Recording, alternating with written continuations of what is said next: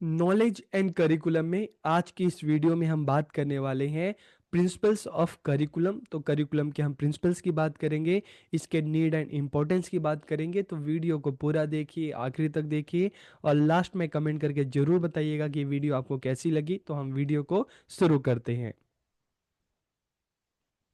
तो सबसे पहले हम बात करते हैं प्रिंसिपल्स ऑफ करिकुलम, पाठचर्या के सिद्धांत। तो सबसे पहले इसमें हम देखते हैं प्रिंसिपल ऑफ चाइल्ड सेंटर्डनेस की बाल केंद्रितता का सिद्धांत। तो एक किस तरह का सिद्धांत है? तो देखिए, जब भी करिकुलम बनाया जाए, चाहे हम स्कूल के करिकुलम की बात करें, तो चाइल्ड सेंटर्ड का मतलब है कि जो भी करिकुलम बनाया जाए बच्चों के इंटरेस्ट का ध्यान में रखा जाए, बच्चों के एज का ध्यान में रखा जाए। तो बच्चों के इंटरेस्ट को ध्यान में रखकर, उनके एज को ध्यान में रखकर ही करिकुलम को बनाया जाए, ताकि बच्चा चीजों को सही तरीके से सीख सके, जान सके। तो इसलिए करिकुलम जो होना चाहिए चाइल्ड सेंटर्ड होना चाहिए। प्रिंसिपल ऑफ एक्टिविटी, गतिविधि का सिद्धांत। तो जब भी करिकुलम बनाया जाए तो उसमें अलग अलग सब्जेक्ट्स रिलेटेड एक्टिविटीज होनी चाहिए, ठीक है, ताकि बच्चा चीजों को एक्टिविटीज के थ्रू सीखे, एक्टिविटी से करके सीखे, ठीक है, लर्निंग थ्रू एक्टिविटी। तो जब बच्चा चीजों को एक्टिविटी के थ्रू सीखता है तो वो जो नॉलेज होती है, जब खुद के एफर्ट से सीखता है, खुद के प्रयासों से सीखता है, तो वो नॉलेज बच्चों के माइंड में ज्यादा टाइम तक रहती है। तो इसीलिए जब करिकुलम बनाया जाए तो उसमें एक्टिविटीज को भी शामिल किया जाए अलग अलग सब्जेक्ट में, ठीक है। अब हम बात करते हैं प्रिंसिपल ऑफ विजन, दूरदर्शिता का सिद्धांत। तो देखिए, जब भी कोई करिकुलम बनाया जाए, ठीक है, जैसे अगर हम बात करें एनईपी 2020 की, ठीक है, एनईपी 2020 आया। तो अब इससे पहले जो बात कर रहे थे एनईपी 1986, लेकिन 34 ईयर का जो एज ग्रुप था, हमारी सोसाइटी में काफी चेंज आया, टेक्नोलॉजी में काफी चेंज आया, एजुकेशन में चेंज आया। तो उसके हिसाब से जो एनईपी 2020 बनाया गया है, ठीक है, नेशनल एजुकेशन पॉलिसी, अब इसके हिसाब से जो हमारा करिकुलम है, स्कूल का करिकुलम है और हायर एजुकेशन का जो करिकुलम है, उसको भी तैयार किया जा रहा है, ताकि जो फ्यूचर की नीड है, फ्यूचर के जो गोल हैं, उसको अचीव किया जा सके। तो जब भी करिकुलम बनाया जाए, पाठचर्या बनाई जाए, तो प्रिंसिपल ऑफ विजन, दूरदर्शिता का सिद्धांत, इसको ध्यान में रखकर कि हमें फ्यूचर में बच्चों को क्या बनाना है, क्या सिखाना है, किस तरह से उनका डेवलपमेंट करना है। Principle of preservation of culture की देखिए, संस्कृति के संरक्षण का सिद्धांत। तो करिकुलम ऐसा होना चाहिए जिससे बच्चों को अपने कल्चर के बारे में पता चले, अपने पास्ट के बारे में पता चले, प्रेजेंट के बारे में पता चले, हमारा क्या कल्चर है। तो जो कल्चरल प्रिजर्वेशन भी इसमें आता है कि principle of preservation of culture की संस्कृति का संरक्षण करना है, उसको एक जनरेशन से दूसरे जनरेशन तक ट्रांसफर करना है। और कैसे होगा? एक करिकुलम के थ्रू ही होगा। प्रिंसिपल ऑफ फ्लेक्सिबिलिटी, लचीलेपन का सिद्धांत। तो देखिए, फ्लेक्सिबिलिटी का मतलब है कि हम देखते हैं अक्सर हमारे सोसाइटी में, हमारी सोसाइटी हो या कोई भी सोसाइटी हो, उसमें हमेशा चेंजेस आते रहते हैं, ठीक है। तो करिकुलम इस तरह का होना चाहिए कि जब सोसाइटी में चेंज आए, एजुकेशन में चेंज आए, टेक्नोलॉजी में चेंज आए, तो उसके अकॉर्डिंग करिकुलम में भी चेंज किया जा सके, ठीक है, करिकुलम में भी चेंज हो। तो यहाँ पे जो करिकुलम होना चाहिए उसमें फ्लेक्सिबिलिटी होनी चाहिए, ठीक है। अगर हम बात करें प्रिंसिपल ऑफ कॉम्प्रिहेंसिवनेस की, बात करते हैं व्यापकता का सिद्धांत।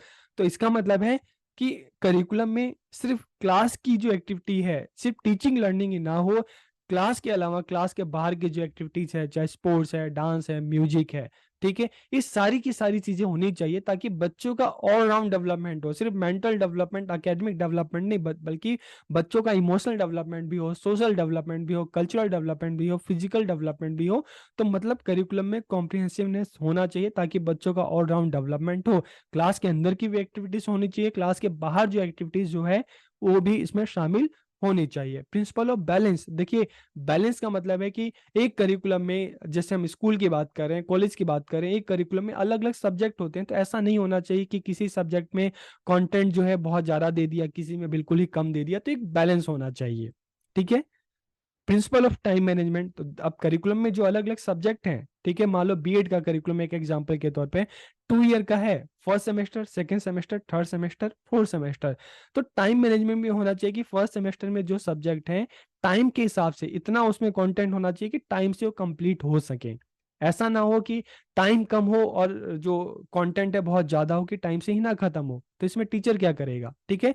तो जब भी करिकुलम बनाया जाता है, अलग अलग जो सब्जेक्ट का जो हम सिलेबस देखते हैं, तो टाइम मैनेजमेंट का ध्यान देना चाहिए ताकि वो करिकुलम एक टाइम पीरियड में उसको कंप्लीट किया जा सके। प्रिंसिपल ऑफ इंटीग्रेशन, जो भी सब्जेक्ट बच्चों को पढ़ाए जाएं तो एक दूसरे से इंटीग्रेट करके पढ़ाया जाए। जैसे मैथ्स को साइंस से इंटीग्रेट करके पढ़ाया जा सके।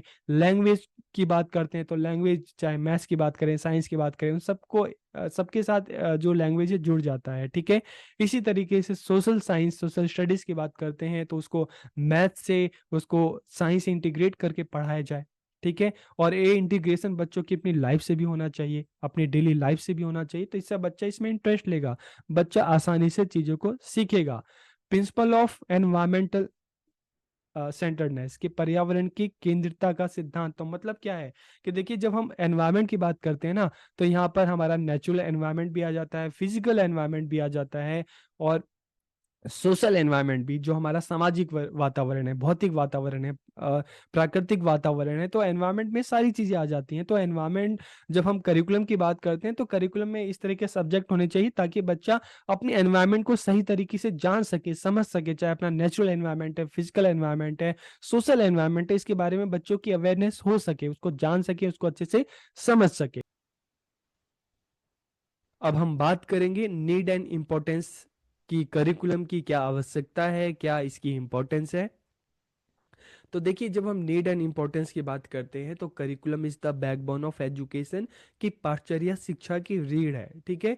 क्योंकि जब हम करिकुलम की बात करते हैं तो करिकुलम ही तो होता है जिससे बच्चों को क्या पढ़ाना है, कितना पढ़ाना है, ये टीचर्स को पता होता है, और बच्चों को भी पता होता है कि उनको क्या पढ़ना है, कैसे पढ़ना है, किस क्लास के लिए कौन सी स्टडी मटेरियल होना चाहिए। ठीक है। किस क्लास के लिए कौन से मेथड्स यूज किए जाएं, कौन सी एक्टिविटी होनी है। तो इससे क्या होता है कि एक पूरा एक रिटर्न, हम कह सकते हैं कि एक ब्लूप्रिंट होता है, जिससे अलग अलग पूरे स्कूल लेवल की हम बात करें, कॉलेज की हम बात करें, तो किस लेवल पे क्या पढ़ाया जाना चाहिए, क्या कंटेंट होना चाहिए, कौन कौन से विषय होने चाहिए। तो ये सारी चीज़ें करिकुलम से ही तो पता चलती है। तो curriculum is the backbone of education, की पाठचर्या शिक्षा की रीढ़ की हड्डी है। जिस तरह से हमारी बॉडी में अगर बैकबोन ना हो, रीढ़ की हड्डी ना हो, तो हम ठीक से खड़े नहीं हो पाएंगे। ठीक है। तो इसी तरीके से अगर करिकुलम ना हो तो फिर हम, चाहे हम टीचिंग की बात करें, लर्निंग की बात करें, ये पॉसिबल, संभव नहीं हो पाएगा। ठीक है। जब यही नहीं पता कि क्या पढ़ाना है, किस तरह से पढ़ाना है, किस तरह से बच्चों को सिखाना है, तो फिर टीचर बच्चों को पढ़ाएंगे कैसे और बच्चे पढ़ेंगे क्या। It is a guide for teacher and student, के शिक्षकों और विद्यार्थियों के लिए एक मार्गदर्शिका है। ठीक है। क्यों है? क्योंकि इससे टीचर्स को पता चलता है कि साल भर में उनको क्या पढ़ाना है, कितना पढ़ाना है, किस तरह से पढ़ाना है। बच्चों को पता होता है कि उनको कैसे पढ़ना है, क्या पढ़ना है।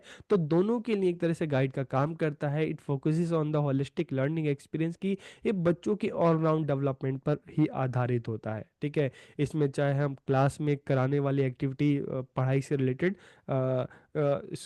चाहे हम करिकुलर एक्टिविटीज़ की बात करें, ठीक है, चाहे हम को करिकुलर एक्टिविटीज़ की बात करें, चाहे क्लास में हम पढ़ाई की बात करें या क्लास के बाहर ग्राउंड में। ठीक है। कि क्या चीज़ें हैं, कौन कौन सी एक्टिविटी होनी चाहिए, कौन कौन से खेल होने चाहिए। ठीक है। कौन कौन से प्रोग्राम होने चाहिए, क्लास में किस तरह से बच्चों को पढ़ाया जाना चाहिए, कौन कौन से सब्जेक्ट पढ़ाए जाने चाहिए। तो ये ऑलराउंड डेवलपमेंट पे ही आधारित होती है। तो ये समग्र सीखने के अनुभव पे केंद्रित होती है। इट इंक्लूड्स यूनिट्स प्लान्स होते हैं, लेसन प्लान होते हैं, टीचिंग स्ट्रेटजी होती है। तो इससे टीचर्स को काफ़ी हेल्प मिलती है, मदद मिलती है। उनको पता होता है कि किस तरह से सिखाना है, क्या सिखाना है, किस तरह से लेसन प्लान बनाने हैं। ठीक है। यूनिट्स प्लान किस तरह से बनाने हैं, जो भी टॉपिक है, जो भी कंटेंट है, कितना टाइम में पढ़ाना है, कितना टाइम में कंप्लीट करना है। तो एक तरह से पूरा एक ब्लूप्रिंट ये होता है। It includes content, teaching methods and assessment strategies, की इसमें विषय वस्तु होती है, शिक्षण विधियां होती हैं, मूल्यांकन रणनीतियां होती हैं। इससे पहले जब हमने कॉम्प्रेंट्स ऑफ करिकुलम की बात की तो उसमें ये सारी चीज़ें आप जान चुके होंगे। और it involves continuous assessment and improvement, की इसमें निरंतर मूल्यांकन और सुधार शामिल है। कि जब हम करिकुलम की बात करते हैं ना, तो इसमें ऐसा नहीं कि जो बन गया लगातार, जब इसका यूज होएगा, बच्चे पढ़ेंगे, सीखेंगे, तो लगातार फीडबैक मिलता रहेगा कि जो प्रेजेंट जो करिकुलम है उसमें और क्या इम्प्रूवमेंट की ज़रूरत है उसमें, और किस तरह से सुधार किया जा सकता है, और टाइम टू टाइम मॉडिफिकेशन चलता रहता है। It builds student knowledge and skill के विद्यार्थियों के ज्ञान और कौशल का निर्माण करता है, क्योंकि बच्चों को पता होता है कि उनको कितना पढ़ना है, ठीक है, किस तरह से पढ़ना है, किस तरह से वो अलग अलग चीज़ों को सीख सकते हैं, जान सकते हैं।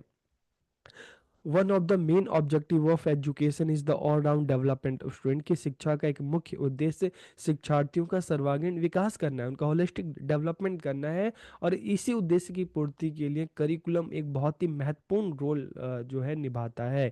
Curriculum place an important role in achieving this objective, कि उस उद्देश्य को प्राप्त करने में पाठ जो चल रहा है इसकी जो भूमिका है बहुत महत्वपूर्ण है। It help teacher to prepare their lesson plan, unit plan के शिक्षकों को उनकी पाठ्य योजना की बात करें, डेली लेसन प्लान या यूनिट प्लान की बात करते हैं, उसको तैयार करने में टीचर्स की हेल्प करता है, क्योंकि टीचर्स को पता होता है कितना कंटेंट है, कितने टाइम में बच्चों को जो है सिखाना है। मान लो कोई पर्टिकुलर चैप्टर है, कितने दिन में बच्चों को बताएं, कितने दिन में सिखाएं, पर्टिकुलर यूनिट है कितने टाइम में कंप्लीट करनी है, तो उस हिसाब से टीचर अपना लेसन प्लान बनाता है, यूनिट प्लान बनाता है। आप सबने भी अपनी टीचिंग प्रैक्टिस में इस तरह के लेसन प्लान, यूनिट प्लान तैयार किए होंगे।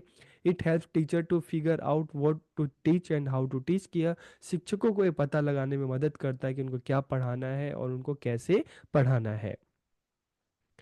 It encourages teacher to try new methods of assessment, के शिक्षकों को मूल्यांकन के नए तरीकों को आजमाने के लिए प्रोत्साहित करता है।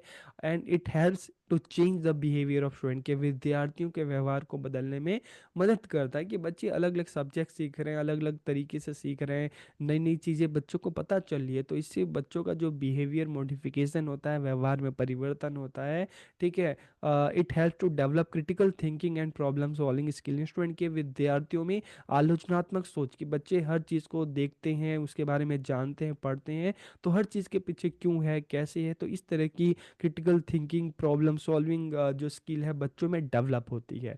क्योंकि इसलिए तो जब हम करिकुलम की बात करते हैं इसमें अलग अलग तरह की एक्टिविटीज़ होती है, यहाँ पर चाइल्ड सेंटर्ड होता है, ताकि बच्चा यहाँ पर जो प्राइमरी रोल हो बच्चों का हो, बच्चा खुद से चीज़ों को सीखे, खुद से करे, खुद से सीखे, तो बच्चों में प्रॉब्लम सॉल्विंग स्किल भी डेवलप होती है।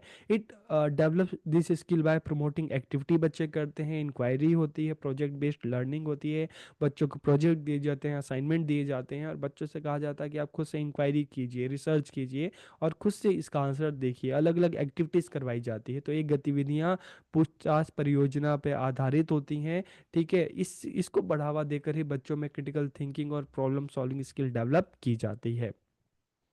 तो इस वीडियो में हमने जाना, हमने समझा कि करिकुलम के प्रिंसिपल्स क्या क्या हैं, इसके नीड एंड इम्पोर्टेंस क्या है। तो वीडियो कैसा लगा कमेंट करके ज़रूर बताइए।